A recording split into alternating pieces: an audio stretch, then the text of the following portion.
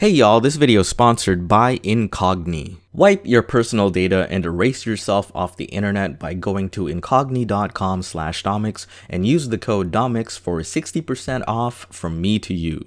Enjoy the video!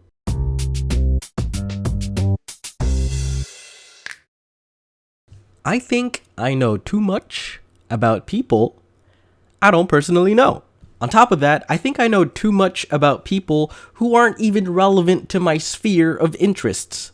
This is definitely due to the ease of access of media on the internet. Not to say a little tea isn't nice, nah I'm saying. Sometimes a little cup of that, ooh, you call who lying about what? Earl Grey tea is a nice treat on a random Thursday night. Personally, I'm a fan of gossip. Hold up, wait a minute, hear me out.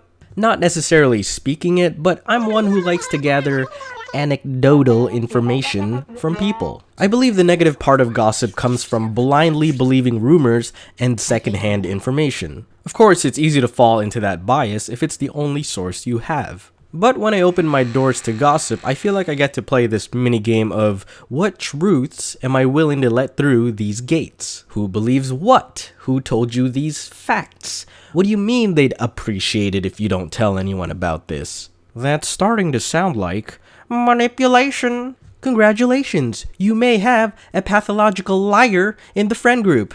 Wow, gossip. Listen guys, I get it. Many of us were raised not to talk behind someone's back, but from experience I've found that strictly following this mindset without critical thinking tends to protect those who are actually guilty of the accusation. Is it gossip if it's true? Plus, if it leads to talking in front of someone's back, nah, that sounds weird. If it leads to a confrontation and clarification of any misunderstandings, then isn't that a better outcome than lingering on suppressed thoughts and feelings? That being said, this really only works in a personal setting with a network of people that you actually know and can directly communicate with.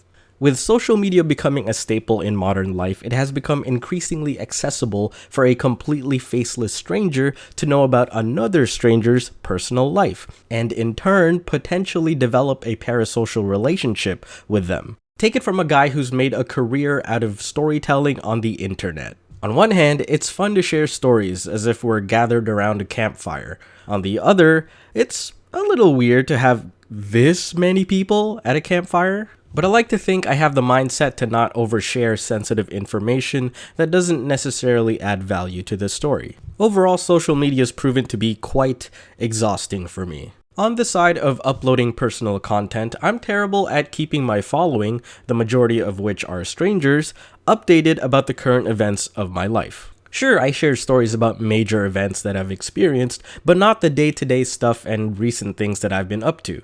For example, after I had a really bad fall from bouldering a few years ago, where I helicopter crash landed on my ankle, I got into playing volleyball, and it's become a major Hobby of mine these days.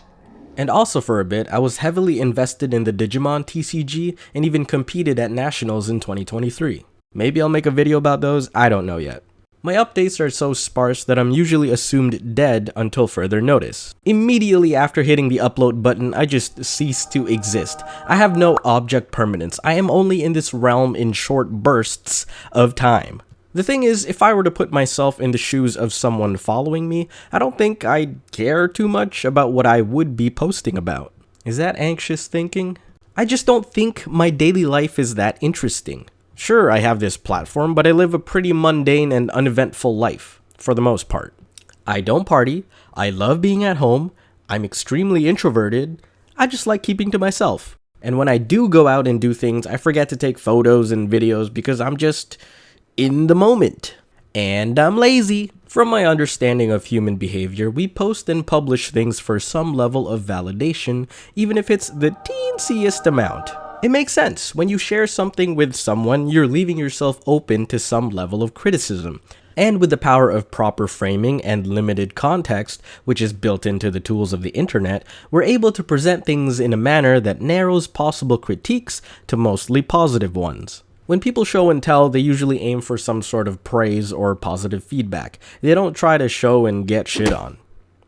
Usually. Admittingly, that's kind of the basis of my whole channel. For years, I've been sharing stories of my life with you guys. Stories about relationships, experiences during public events, butts, working in retail, you name it. And as genuine as I wanted those stories to be, I can't claim that they are all 100% free of all bias. They are all true, of course, but they were presented with my truth. Social media has also been tiring as a consumer. So many trends to keep up with, endless memes in the palm of my hand for that easy dopamine hit right before going to bed and contributing to my insomnia. I catch wind of so much drama between parties that have absolutely nothing to do with me. Why do I care if some guy cheated on a speedrun in a video game? Why? It does not affect my life in any way. Why? If it affects yours, that's fine. You can care about it. I'm just wondering why I do. Why did I read that twit longer about person A talking about person B cheating with person C? I'm not in that alphabet. I'm so uninvolved, I'm like person gamma. But then, why did I proceed to look up multiple YouTube videos to get the perspectives of drama channels that report on it? And then, I scrolled down to the comments section to read the opinions of other people that are as uninvolved as I am. Was I gonna discuss this with someone later? Would that even be a meaningful conversation? Hey, did you hear about blah blah blah saying racial slur for the 7th time, blah blah? No, I haven't, because I don't watch or support this stranger. So are you saying you don't care about racism? You don't care about sexism, poverty, war, climate change, AI art, endangered animals, ableism, my mother? There's a term in Filipino, Tagalog, chismis. It means gossip or rumors, and it's the base word of chismosa, one who gossips. Which is what we call all the aunties at the fam jams gathered in the kitchen while the dads are in the backyard drinking and the kids are upstairs playing on the Nintendo 64. I feel like I've become a tita chismosa. Every time I go on Twitter or X or whatever, there's that little Pandora's box of trending topics, and one is usually an anime spoiler, but sometimes it's someone's name. Sometimes a name I'm not even familiar with. So why do I click on them? Because I'm a chismosa. Yep.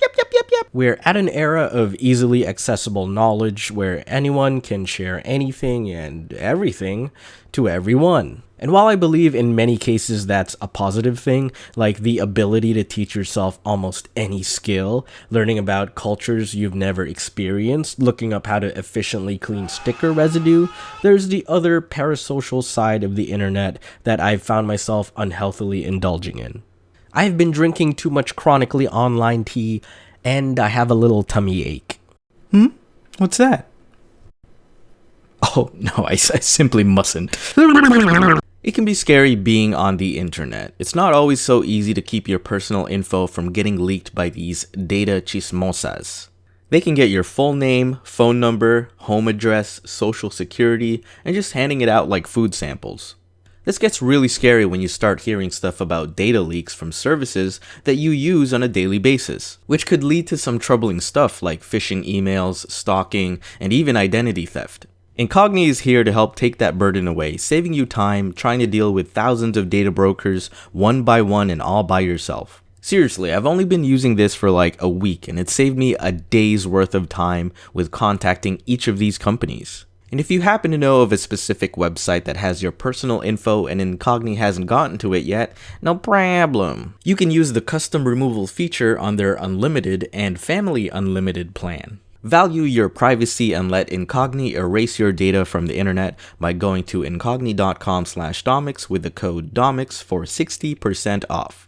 Hope y'all enjoy the rest of 2025, and I'll see you in the new year.